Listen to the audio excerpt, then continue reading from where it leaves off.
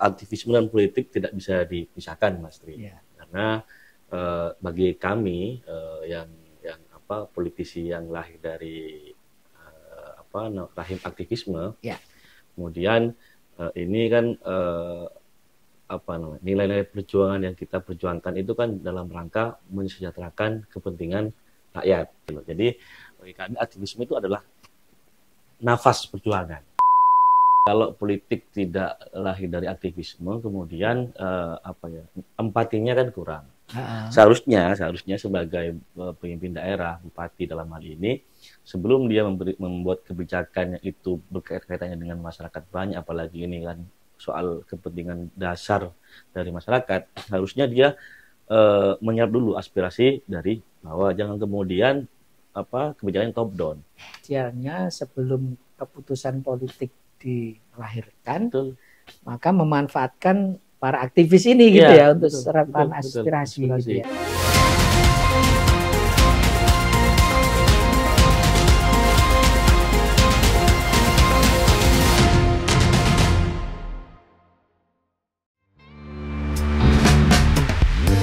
Lahir di ujung timur Pulau Madura, tepatnya di Sumeneb pada 23 Agustus 1988. Nur Faizin tumbuh dalam tradisi pesantren dan nilai-nilai keislaman yang kuat. Pendidikan dasarnya ditempuh di MI dan MTS Tarbiyatus Shibyan Jadung Dungkek, sebelum melanjutkan ke Madrasah Aliyah Nurul Jadid di lingkungan pesantren Nurul Jadid, Paiton, Probolinggo. Perjalanan intelektualnya berlanjut ke Yogyakarta. Ia menyelesaikan studi sosiologi di UIN Sunan Kalijaga, lalu melanjutkan pendidikan pascasarjana di Universitas Gadjah Mada. Dalam karir profesionalnya, Nur Faizin pernah menjabat sebagai asisten staf khusus Menteri Ketenagakerjaan Republik Indonesia pada tahun 2014 hingga 2019, serta sebagai tenaga ahli di Komisi 9 DPR RI pada periode 2019 hingga 2021. Kini, ia mengemban amanah sebagai anggota DPRD Provinsi Jawa Timur untuk periode 2024 hingga 2029. Tak hanya di ranah birokrasi dan legislatif, Nur Faizin juga aktif di berbagai organisasi kepemudaan dan kemahasiswaan. Ia saat ini menjabat sebagai Ketua Pimpinan Pusat IP Ansor sejak 2024, setelah sebelumnya dipercaya sebagai Wakil Sekretaris Jenderal. Ia juga dikenal sebagai Ketua Umum Ikatan Alumni Fakultas Ilmu Sosial dan Humaniora UIN Sunan Kalijaga, sekaligus pernah menjadi Ketua BEM Fakultas, Deklarator Gerakan Pemuda Melawan Korupsi Yogyakarta, serta aktif di PMII dan berbagai forum mahasiswa di Yogyakarta. Konsistensi, integritas, dan dedikasi Nur Faizin menjadi pijakan dalam setiap langkahnya, baik di dunia akademik, sosial, maupun politik. Sosok muda yang tak hanya berpikir, tapi juga bergerak.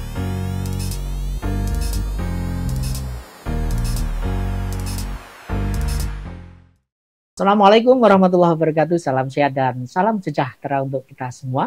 Kembali dalam acara Gebrakan Wakil Rakyat bersama saya Tri Mulyono, pemimpin redaksi Tribun Jatim Network. Tema kali ini kita akan membahas soal aktivisme dan politik, jalan tengah untuk menyuarakan aspirasi rakyat. Dan untuk itu telah hadir di studio Mas Nur Faizin, atau akrab kita sapa Mas Jen ya, anggota Komisi C DPRD Provinsi Jawa Timur dari daerah pemilihan Madura. Assalamualaikum, selamat pagi Mas Jen. Waalaikumsalam warahmatullahi wabarakatuh. Selamat pagi Mas Tri. Terima kasih sudah hadir di studio. Mas Jen, siap. Idealnya tentu ada jalan tengahnya ya, aktivisme dan politik. Tetapi menurut Mas Jen, dalam kondisi apa sih aktivisme itu mungkin bahkan dianggap lebih efektif dibanding jalur politik? Ya, saya kira kan aktivisme dan politik tidak bisa dipisahkan, Mas Tri. Ya. Karena bagi kami politisi yang lahir dari rahim aktivisme, kemudian ini kan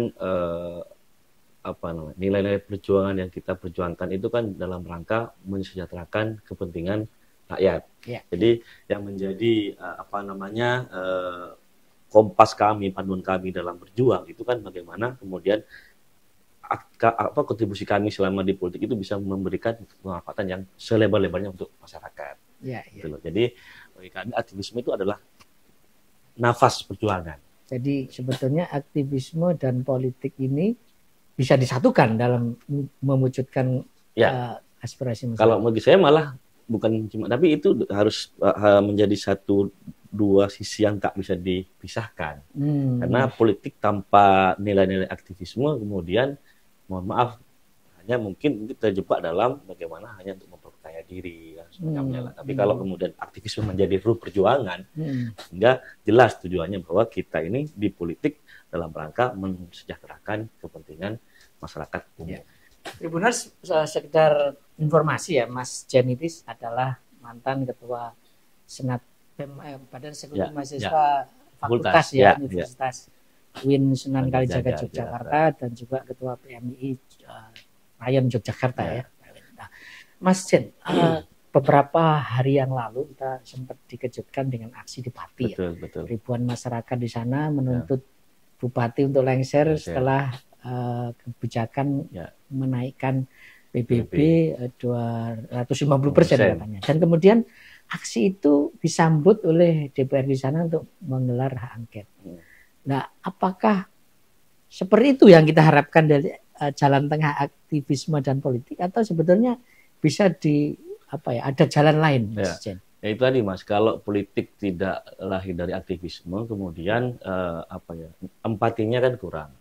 Seharusnya sebagai pemimpin daerah, bupati dalam hal ini, sebelum dia membuat kebijakannya itu berkaitannya dengan masyarakat banyak, apalagi ini kan soal kepentingan dasar dari masyarakat, harusnya dia menyerap dulu aspirasi dari bawah, jangan kemudian kebijakan top down. Karena kalau dia itu memang lahir dari bawah, ini kan nggak mungkin dia semena-mena menaikkan pajak setinggi itu, apalagi di situasi ekonomi kita yang seperti ini gitu. Jadi idealnya sebelum keputusan politik dilahirkan, maka memanfaatkan para aktivis ini gitu ya untuk serapan aspirasi. Gitu ya. Karena kan yang banyak bersinggungan dengan masyarakat bawah itu kan para aktivis. Kami ini kan, misalnya kayak saya ini dapil Madura, tapi mostly kebanyakan tinggalnya di Surabaya. Ini kalau nggak sering diskusi, sering sharing dengan para aktivis yang tiap hari mereka mendampingi rakyat, berkeluh kesah. Nah, ini kan kadang kita akan berjarak kan. Kadang apa yang kita suarakan ini bukan murni dari bawah, tapi kalau kita sering turun diskusi ke bawah, turun ke bawah, sharing-sharing dengan para aktivis, insya Allah suara-suara akar rumput itu sampai gitu. Sehingga ketika kita bersuara itu dirasakan betul oleh masyarakat sehingga ketika menjadi produk politik itu tepat sasaran gitu ya. Karena untuk konteks Jawa Timur, Mas Jen barangkali ada catatan bagaimana jalan tengah aktivisme dan politik ini bisa diterapkan secara ideal di Jawa Timur. Saya sih beberapa waktu lalu ini kan di Indonesia ini kan dinamakan dengan kebijakan penghapusan pajak misalnya KDM di Jawa Barat. Itu kan kemudian membuat masyarakat Jawa Timur berbondong-bondong menggeruduk sosial medianya Bu Gubernur untuk bagaimana juga membuat kebijakan yang sama. Nah, harusnya luapan hati aspirasi masyarakat itu harus didengar oleh Bu Gubernur, walaupun Bu Gubernur selalu bilang jangan dibanding-bandingkan gitu kan. Karena Jawa Timur itu pembayar-bayarnya lebih banyak daripada yang tidak bayar pajak. Tapi saya temukan di lapangan kemarin beberapa waktu lalu, saya tuh turun di Sidoarjo di Sidoarjo, itu ada bapak sudah mau bayar, dikiranya kan sekarang kan ada yang mengatur pemutihan kan. Tapi pemutihan hanya untuk sektor beberapa tertentu kan, misalnya kayak ojol, macamnya lah. Informasi ini nggak masif, sehingga banyak orang yang saya temukan dia mau bayar pajak, dia anggap sudah dihapus atau nggak dihapus, akhirnya dia balik lagi karena uangnya nggak cukup. Jadi artinya di Jawa Timur sendiri harus waspada gitu ya. Bahwa kalau itu nggak dikelola dengan baik, para aspirasi, para aktivis ini akan menjadi beban politik juga di Jawa Timur gitu. Yang menarik, Mas Jen, fenomena media sosial. Jadi aktivasi ini makin gampang terlaksana gitu ya, dengan aktivasi daring lah kira-kira begitu ya. Mereka cepat mengkonsolidasikan massa, kemudian membuat gerakan. Betul. Tetapi sisi yang lain pasca Pati misalnya Mas Jen itu apa ya? Karena orang mudahnya mengupload informasi di media sosial, kemudian terjadi perpecahan juga di antara para. Nah, Mas Jen menyikapi seperti apa? Aktivasi daring yang ideal itu seperti apa? Memang ini Mas, media sosial di zaman sekarang itu kayak dua mata sisi yang berlawanan. Kadang di sisi lain kita nggak perlu turun ke banyak tempat untuk menyuarakan apa yang kita suarakan, cukup dengan kita upload di sosmed itu semua orang. Misalnya kayak saya waktu kemarin menyuarakan meminta Pemprov agar menyiapkan ambulan laut bagi masyarakat pulau di dapil saya, karena kan Sumeneb itu kabupaten dengan puluhan pulau yang berpenghuni, sementara akses pelayanan kesehatannya kan sangat kurang memadai, Mas. Nah, saya berharap agar ada misalnya bantuan ambulan laut bagi masyarakat kepulauan, karena beberapa waktu kemarin itu banyak sekali kasus-kasus orang wafat di tengah jalan, di tengah laut. Karena nggak tertolong. Nah, begitu saya bersuara di TikTok itu, alhamdulillah luapan dukungan moral dari masyarakat kepulauan itu luar biasa. Nah, tapi sisi yang lain kadang sekarang kan muncul fenomena clickbait gitu ya. Saya ini beberapa hari terakhir ini lagi rame digoreng nih. Karena saya menyikapi soal peredaran rokok ilegal di Madura. Itu ada beberapa pernyataan saya yang tidak dikutip secara utuh. Sehingga itu kemudian menyebabkan ribuan protes, seolah-olah saya ini tidak pro-rakyat.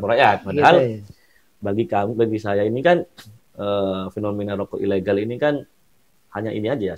Kalau nggak segera diatasi, mau sampai kapan para pengusaha dan pelaku rokok ilegal ini main petak umpet dengan aparat, gitu loh. Makanya kemudian saya menawarkan solusi yang itu bisa menghentikan fenomena ini, tapi juga tetap menjaga penghasilan para petani dan pengusaha rokok dengan cara apa? Harga cukainya itu diturunkan. Karena ketika harga cukainya masih tinggi sama aja negara membiarkan. Sehingga menurut saya memang betul Mas Jen bahwa harus ada jalan tengah. Betul. Contoh case yang disampaikan Mas Jen itu kan menggambarkan ketika aktivisme itu berjalan, apalagi di era media sosial, kemudian tidak didukung oleh kebijakan-kebijakan politik yang komprehensif, menjadi bias gitu menjadi kerusuhan gitu. Alhamdulillah Mas, kalau kami kan di PKB ya, PKB itu kan kalau kata Mas Wahid kan, kalau Mas nonton podcastnya ini kan tempatnya para aktivis utamanya PMI. Insya Allah lah, kalau PKB itu kan jelas ya, visi misinya, terus aktivis partainya juga berangkat dari orang-orang yang memang tumbuh dari bawah gitu. Sehingga ya kami berharap karena kami tumbuh dari bawah, kepekaan itu tetap menyertai kami, sehingga apapun kebijakan apapun yang kita suarakan itu murni bersumber dari keresahan, keluh kesah yang dialami oleh masyarakat bawah gitu. Tapi Mas Jen, pengalaman sekian bulan terpilih menjadi setahun ya, sudah setahun ya. Terpilih sebagai anggota dewan, apakah jalur politik itu yang terutama di Jawa Timur lah Mas Jen bisa disampaikan pendapat, apakah masih tanda kutip ada harapan besar ya menjadi salah satu pilar harapan masyarakat untuk menyuarakan aspirasinya? Karena selama setahun ini ya, meskipun misalnya kita sekarang lebih ramai soal isu efisiensi macam-macam lah. Tapi alhamdulillah karena kami ini kan sebetulnya legislatif kan parlemen ya. Tugasnya hanya menyuarakan, bukan eksekutor.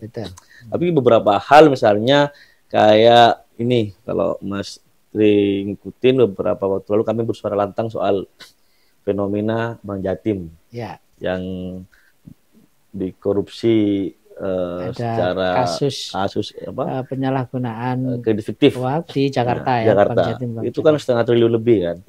Ya, kami alhamdulillah dengan kami itu bersuara, akhirnya kemudian sudah Bank Jatim sudah mulai berbenah dan beberapa orang sudah jadi tersangka gitu loh. Nah, ini kan kalau nggak kami bersuara, fenomena ini kan bisa jadi terus akan berjalan. Dan khusus case itu ya, itu artinya kan berangkatnya justru dari ruang politik gitu Mas ya, tidak dari aktivisme gitu ya. Saya kira aktivisme tidak bersuara dulu kan kemarin itu, baru setelah digaungkan oleh Mas Jen dan kawan-kawan jadi perbincangan, aktivis baru masuk di situ gitu ya. Artinya kan ini saling melengkapi lah Mas. Betul. Kadang juga kami juga nggak menutup diri. Kadang juga ada hal-hal yang ditemukan oleh aktivis baru kami yang follow up. Artinya kan dua sisi ini aktivis kan nggak boleh dipisahkan, harus saling melengkapi gitu. Betul. Tetapi Mas Jen melihat tantangan apa ya yang paling besar yang kira-kira nanti akan menjadi hambatan untuk dua kutub ini, aktivisme dan politik ini menjadi bersatu ya. Sebenarnya tantangannya apa sih Mas untuk?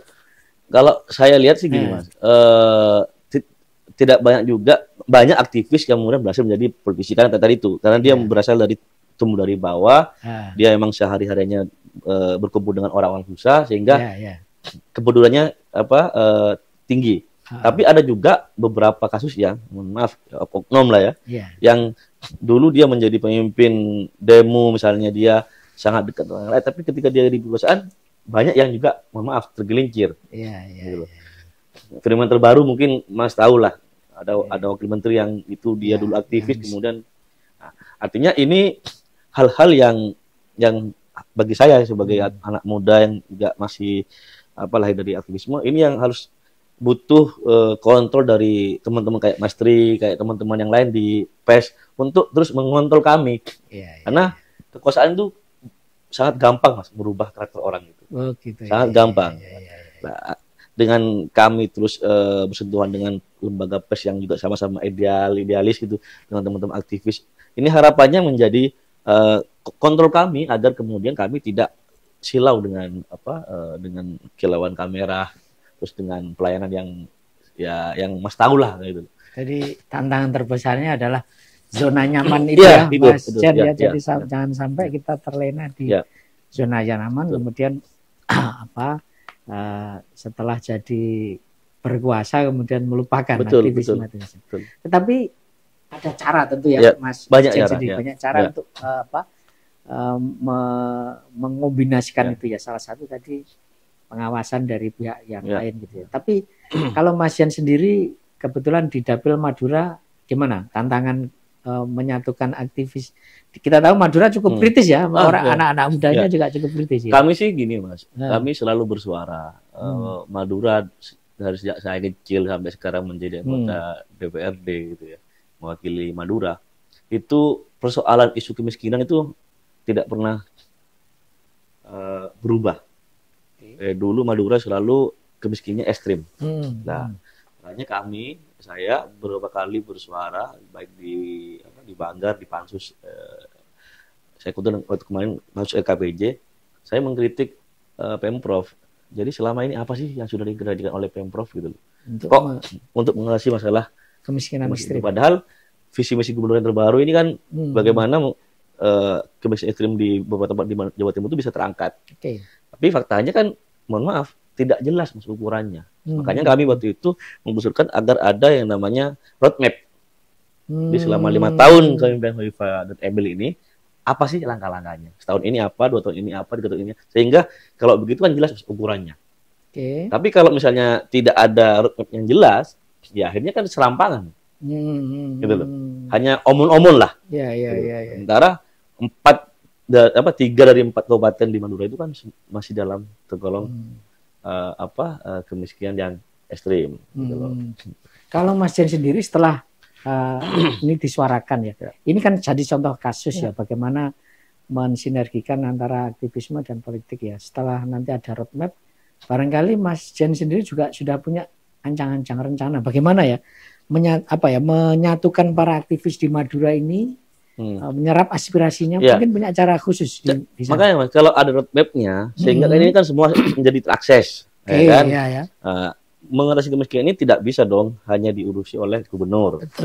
Harus ada peran juga dari pemerintah daerah, misalnya kabupatennya, bupatinya seperti apa, anggota dewannya seperti apa, terus juga aktivisnya juga, agar tahu apa capaian-capaian yang sudah dicapai oleh Pemprov, Pemda dan lain semacamnya. Tapi kalau nggak ada kebijakan yang komprehensif, akhirnya kan nggak jelas Mas. Iya, iya, gitu loh. iya, Kontrol dari aktivis itu kan sebagai vitamin gitu loh. iya, iya. Saya juga tidak, saya hampir setiap hari Mas kadang dikritik. Saya selalu bahkan kalau nggak ada kritik saya khawatir gitu loh. Iya, iya. Karena tadi itu kekuasaan itu melenakan. Makanya saya selalu kalau nggak ada yang ada waktu kosong, saya telepon mereka, ayo apa nih masukannya buat saya ketika karena iya, iya, iya. saya harus betul. Saya kira salah satu kuncinya itu Mas, justru jemput bola ya. Iya, jemput Mas bola. Jen, ya? Saya alhamdulillah di Jakarta dimentori oleh Pak Hanif Dakiri ya. Beliau mantan Menaker. Naker, Ya. Itu beliau sering apa ya, gendikan, misalnya sering ketika kita main gitar berdua, kadang ngobrol hati ke hati, beliau selalu ngomong, Jen, aku jadi menteri sekarang, kamu jadi stafku, kita lagi di atas. Banyak teman-teman yang mau nyapa kita kadang malu. Lah, itu kita duluan yang nyapa. Nah, kalau kita nyapa duluan, mereka senang, itu jadi itu ambak kita. Nah, artinya, dan beliau itu ini Mas, dalam rangka ngontrol diri ya, misalnya seminggu sekali ketika libur, beliau nyupir sendiri. Sama ibu, berdua. Nah, karena apa? Menteri itu kan disupiri, dibukain pintu, itu berubah. Pegang handuk aja nggak pernah. Nah, itu, makanya kontrol itu sangat penting.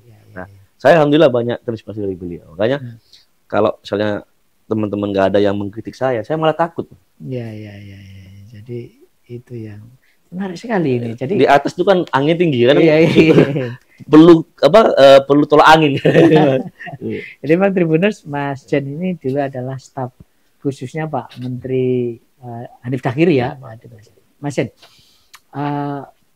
kalau aktivisme ini lebih dominan, saya juga khawatir Mas. Kemudian kepercayaan publik terhadap lembaga-lembaga politik ini menjadi runtuh gitu ya. Nah, menurut Mas Jen untuk saat ini ya, apakah kita sudah memasuki level itu atau tetap menurut Mas Jen partai politik masih menjadi pilihan utama masyarakat? Gini Mas, partai politik itu saya kira saat ini itu menjadi sarana utama kalau kita mau membawa mau merubah negeri ini menjadi baik. Jadi Mas Jen tetap meyakini bahwa politik adalah satu-satunya cara. Enggak satu cara sih Mas, tapi salah satu cara penting gitu ya, untuk mewujudkan kesejahteraan masyarakat kira-kira. Kita ini kan dari bangun tidur sampai mau tidur lagi kan semuanya diatur oleh kebijakan hasil dari produk politik. Nah, kita ketika kita mau mewarnai tadi itu harus masuk ke partai politik. Bahwa ada jalur lain, misalnya aktivis jalan parlemen jalan itu juga tidak bisa kita abaikan. Tapi yang paling efektif bagi saya itu masuk ke partai politik. Kita menjadi dewan, kita bikin undang-undang, perda macam-macam sehingga dengan satu perda itu bisa mengatur jutaan orang tingkat agungnya gitu loh. Tapi kalau misalnya aktivisme ini kan kadang jangkauannya nggak menyeluruh itu. Tren untuk kepercayaan publik terhadap partai politik atau politisi itu menurut Mas Jen seperti apa? Pengalaman Mas Jen masih oke kah? Saya kira masih oke. Karena ya itu tadi. Cuma kan kadang juga kita harus bijak Mas melihat berita-berita yang menyudutkan legislatif. Kalau saya bukan membela coba misalnya saya pernah jadi TA DPR juga waktu 2019. Itu mohon maaf, mau naik ke ruangan anggota aja itu antrinya panjang, liftnya itu nggak muat. Kadang ada beberapa yang, tapi begitu misalnya DPR mengajukan renovasi, itu langsung framingnya DPR minta gedung baru. Kadang saya kasihan gitu loh. Padahal kalau dibandingkan dengan gedung-gedung eksekutif, eselon 2 aja, Mas itu bisa cek. Ruangannya itu ada kamar di dalam. Sangat mewah sekali gitu. Dan uang yang banyak diputarkan di eksekutif sebetulnya. Gitu. Tapi framingnya itu kadang yang, mohon maaf, yang diarahkan ke, kameranya itu diarahkan ke Senayan gitu. Tapi atau barangkali begini ya Mas, betul juga ya yang disampaikan. Artinya setiap kebijakan itu ya coba misalnya tadi Mas Jen kan harusnya kita menyapa dulu, meminta masukan, harusnya seperti apa. Saya kira kalau jalan itu dilakukan mungkin akan mereduksi ekses negatif. Kami kan sudah normalnya ya, secara normatif kalau DPR provinsi itu kan setahun 3 kali kita reses. Ada reses. Setahun 3 kali, 1 kali itu 6 titik. Misalnya di titik ini kita nyasar kaum petani, titik ini kita nyasar nelayan, titik ini kita jalur mahasiswa. Itu banyak sekali temuan-temuan yang kemudian menjadi sumber inspirasi kami untuk dijadikan program. Nah, kan kita sekarang DPR kan ada Pokir. Pokok pikiran. Pokok pikiran. Jadi Pokir itu kan sebetulnya menjadi jalan tengah ketika eksekutif ini kan kadang kaku ya Mas ya, cara menganggarkannya kan. Top down. Ya kan? Padahal belum tentu atau kadang template loh Mas, template tahun-tahun lalu gitu ya. Padahal kan belum tentu juga apa yang dia program itu bermanfaat bagi. Dengan adanya Pokir ini yang bersumber dari reses dan keluh kesah. Artinya itu kan resesnya 3 kali, tapi kan di sana itu kan kami sering juga turun ke bawah. Nah, artinya jalan hal-hal yang nggak bisa disentuh oleh eksekutif, nah harapannya bisa lewat Pokir ini, karena Pokir ini lahir dari kami turun ke bawah. Mas Jen ini kan anak muda, sebelum ke politik juga aktivis gitu ya. Pengalaman Mas Jen ya, sebenarnya masih banyak kan anak muda yang tertarik ke politik? Banyak Mas, saya kira banyak. Kalau di saya PMI ya, di PMI sangat banyak sekali. Bahkan kami kadang ngerem-ngerem, ayolah isi juga misalnya di ASN atau di pengusaha, jangan semua jadi politisi. Tapi ya gimana ya, kalau saya kira itu baik karena itu menyiapkan kader-kader yang tadi saya bilang itu. Ketika dia jadi pemimpin, dia tidak akan lupa kepada sumber inspirasi yang dari bawah, karena dia tumbuhnya kan dari bawah. Atau mungkin kalau aktivis ya, mungkin anak-anak muda yang aktivis tertarik ke politik gitu ya. Tapi menurut Mas Jan, apakah anak muda di luar aktivis itu masih tertarik ke politik? Artinya ini kan penting untuk memastikan bahwa politik masih terpercaya. Tapi saya lihat Mas, beberapa tahun ini dengan adanya Gen Z, Gen Alpha yang sangat melek dengan teknologi, itu malah nggak kayak zaman saya. Jadi malah lebih men-trigger mereka itu untuk lebih tahu isi politik itu sendiri. Nah sekarang ini kan luar biasa. Gerakan kayak misalnya kemarin anak abah, kalau saya dulu zaman Pilpres itu kan luar biasa di kalangan kelas menengah dan di generasi-generasi yang selama ini jangankan bahas aja kadang mereka nggak paham lah, tapi kan partisipasi sangat tinggi sekali waktu itu. Ini menarik juga ya. Jadi pengalaman di Pilpres kemarin memang kelihatan masif ya gerakan apa. Tapi kalau mau jujur Mas Jen, apakah itu memang nggak ada intervensi? Artinya murni murni aktivasi mereka atau ada gerakan politik gitu loh?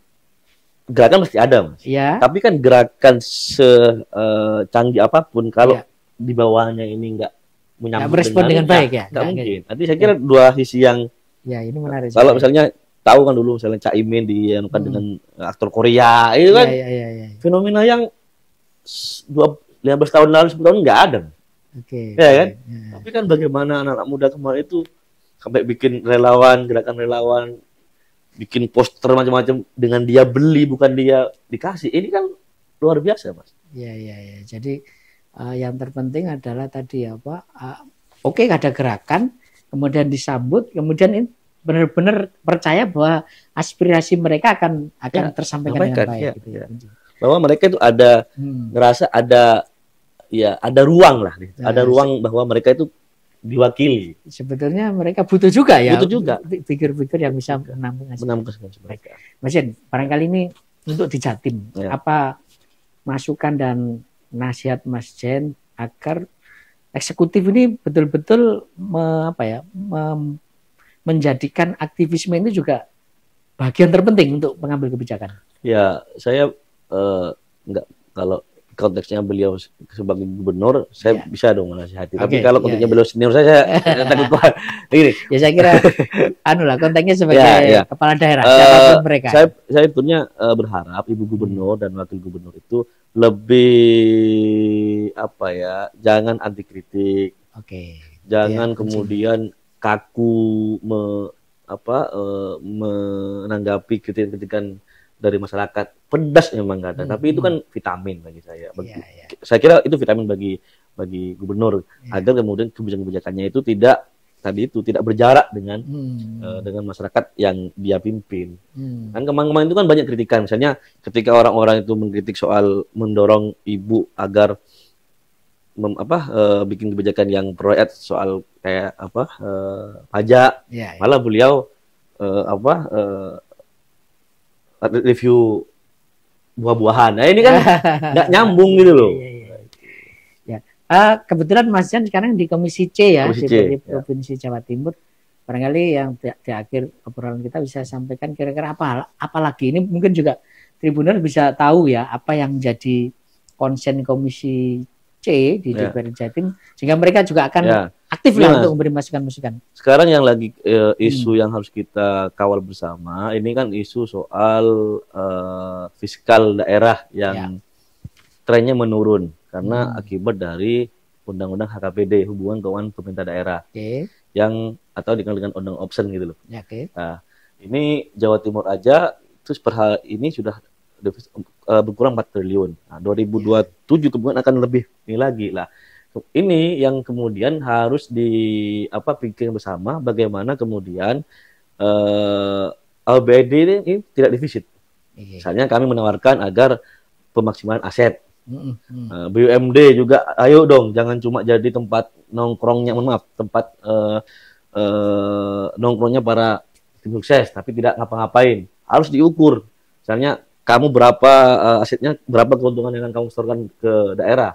Jangan kemudian hanya KPI yang jelas. Jangan cuma jadi kaplingan para tim sukses itu yang tidak bisa memberikan apa-apa ke pemerintah, malah kadang dia rugi. Nah, karena itu tadi ke depan ini trennya APBD kita defisit. Dan itu kita harapkan para aktivis para teman-teman anak muda ini memberi masukan di itu gitu ya.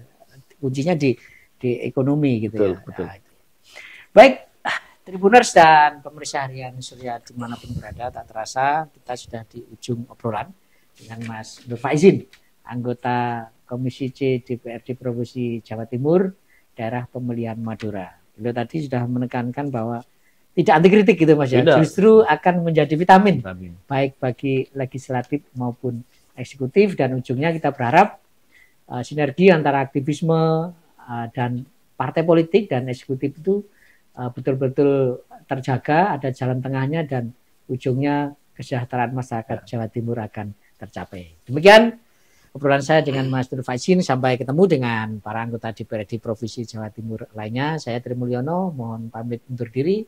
Terima kasih. Assalamualaikum warahmatullahi wabarakatuh. Salam sehat dan salam sejahtera untuk kita semua.